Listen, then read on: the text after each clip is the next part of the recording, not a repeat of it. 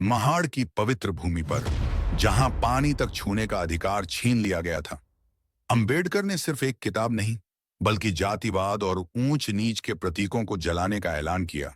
मनुस्मृति दहन उस क्रांति का प्रतीक बना, जिसने भारत के सामाजिक ढांचे को हिलाकर रख दिया। इस घटना के बाद देश भर के मनुवादी नेता बौखला उठे। पंडित मदन मोहन मालवीय ने इसे परंपराओं का अपमान कहा, स्वामी श्रद्धानंद ने इसे धार्मिक एकता के लिए खतरा बताया, और कई धर्मगुरुओं ने इसे धर्मद्रोह करार दिया। लेकिन अंबेडकर अडिग रहे। उनका संदेश स्पष्ट था, धर्म वह है जो समानता लाए, न कि भेदभाव। इस घटना ने सिर्फ एक पुस्तक को जलाया नहीं, बल्कि सदियों से दमित समाज के भीतर विद्रोह की चिंगारी सुलगा दी। यह इतिहास की वो कड़ी है जिसने दलित आंदोलन को नई ताकत दी और अंबेडकर को मानवाधिकार और समानता का सबसे बड़ा योद्धा बना दिया। मनुस्मृति हिंदू धर्म का एक प्राचीन ग्रंथ है, जिसे धर्मशास्त्र माना जाता है। इस ग्रंथ में वर्ण व्यवस्था और जातिगत भेदभाव को वैध ठहराया गया है। इसमें शूद्रों और महिलाओं के प्रति कई अपमानजनक और असमानता भरे विचार दिए गए हैं। अंबेडकर ने मनुस्मृति को जाति व्यवस्था और सामाजिक असमानता का मुख्य स्रोत माना। उनके विचार में यह ग्रंथ समाज में ऊंच नीच और छुआछूत को बढ़ावा देता था। महाड़ सत्याग्रह का आयोजन दलितों को सार्वजनिक जलाशयों का उपयोग करने के अधिकार के लिए किया गया था।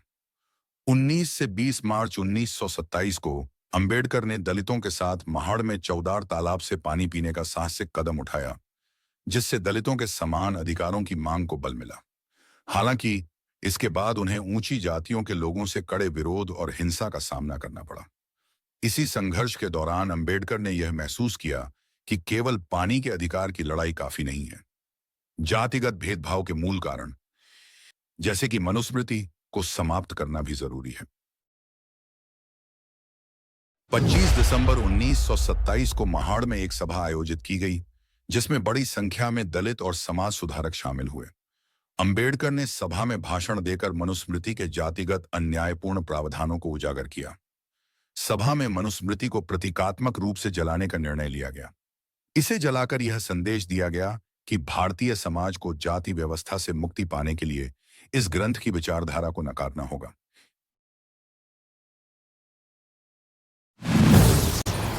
मनुस्मृति दहन ने जाति व्यवस्था के खिलाफ लड़ाई को एक नई दिशा दी। यह एक स्पष्ट संदेश था कि जातिगत असमानता और छुआछूत को समाज से खत्म करना जरूरी है। इस घटना ने दलित समुदाय को संगठित किया और उन्हें अपने अधिकारों के लिए लड़ने की प्रेरणा दी। मनुस्मृति दहन एक क्रांतिकारी कदम था, जिसने पूरे भारत में जातिगत असमानता के खिलाफ सामाजिक सुधार की लहर पैदा की। इस घटना ने अंबेडकर को दलितों और पिछड़ों के सबसे बड़े नेता के रूप में स्थापित कर दिया। मनुस्मृति दहन के बाद उस दौर के रूढ़िवादी और मनुवादी नेताओं ने इस घटना की कड़ी निंदा की और इसे भारतीय परंपराओं और धर्म के खिलाफ बताया। इन नेताओं ने डॉक्टर अंबेडकर और उनके आंदोलन को खुले तौर पर आलोचना का निशाना बनाया। हालांकि उपलब्ध ऐतिहासिक दस्तावेज और रिपोर्ट्स में सभी प्रमुख मनुवादी नेताओं के नाम स्पष्ट नहीं हैं, लेकिन उस समय के मुख्य नाम मैं आपको बताता हूं। पंडित मदन मोहन मालवीय हिंदू महासभा से जुड़े नेता थे। उन्होंने जाति व्यवस्था को धर्म और परंपरा के हिस्से के रूप में देखा। मालवीय जाति आधारित भेदभाव के खिलाफ थे, लेकिन उन्होंने वर्ण व्यवस्था का बचाव किया। मालवीय ने इसे भारतीय धर्म और संस्कृति पर सीधा हमला कहा।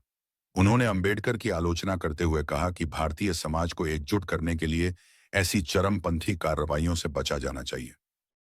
स्वामी श्रद्धानंद, आर्य समाजी। स्वामी श्रद्धानंद ने जातिगत भेदभाव को कम करने के लिए शुद्ध आंदोलन चलाया था। श्रद्धानंद ने इसे हिंदू परंपराओं और संस्कृति का अनादर बताया। बनारसी दास चतुर्वेदी, धार्मिक और सामाजिक नेता। बनारसी दास चतुर्वेदी ने मनुस्मृति दहन की घटना को धार्मिक अराजकता करार दिया। उनका मानना था कि इस तरह की घटनाएं हिंदू समाज को कमजोर करेंगी। गांधी ने मनुस्मृति दहन को न तो खुले तौर पर समर्थन दिया और न ही विरोध। हालांकि उन्होंने अंबेडकर की रणनीति की आलोचना करते हुए कहा कि यह हिंदू समाज को विभाजित कर सकता है। काशी और अन्य हिंदू धार्मिक केंद्रों से जुड़े ब्राह्मणों ने इस घटना की कड़ी निंदा की। उन्होंने इसे धर्म पर हमला और सामाजिक व्यवस्था को अस्थिर करने का प्रयास बताया। कई धर्मगुरु ने इसे धर्मद्रोह करार दिया और अंबेडकर के खिलाफ बयान जारी किए। उन्होंने कहा कि मनुस्मृति जैसे ग्रंथ समाज में असमानता, शोषण और अपमान का स्रोत हैं। उनका मानना था कि जब तक इन ग्रंथों के विचारों को चुनौती नहीं दी जाएगी, तब तक सामाजिक सुधार असंभव है। उन्होंने कहा, मैं धर्म का विरोध नहीं करता, बल्कि उन धार्मिक विचारों का विरोध करता हूं जो मानवता के खिलाफ हैं। मनुस्मृति दहन सिर्फ एक घटना नहीं, बल्कि एक संदेश था, एक नई सुबह का, जहां इंसान को इंसान समझा जाए, जाति और धर्म के बंधनों से मुक्त होकर जीने का अधिकार मिले। डॉक्टर अंबेडकर ने उस दिन यह साबित कर दिया कि बदलाव के लिए प्रतीक्षा करने से बेहतर है कि खुद खड़े होकर बदलाव की शुरुआत की जाए। उन्होंने कहा था, अपने अधिकार मांगो नहीं, उन्हें छीन लो। आज भी यह घटना हमें याद दिलाती है कि जातिगत भेदभाव और सामाजिक असमानता के खिलाफ लड़ाई खत्म नहीं हुई है। यह लड़ाई तब तक जारी रहेगी जब तक हर दलित, हर पिछड़ा और हर शोषित इंसान को समानता, शिक्षा और सम्मान के साथ जीने का अधिकार नहीं मिल जाता।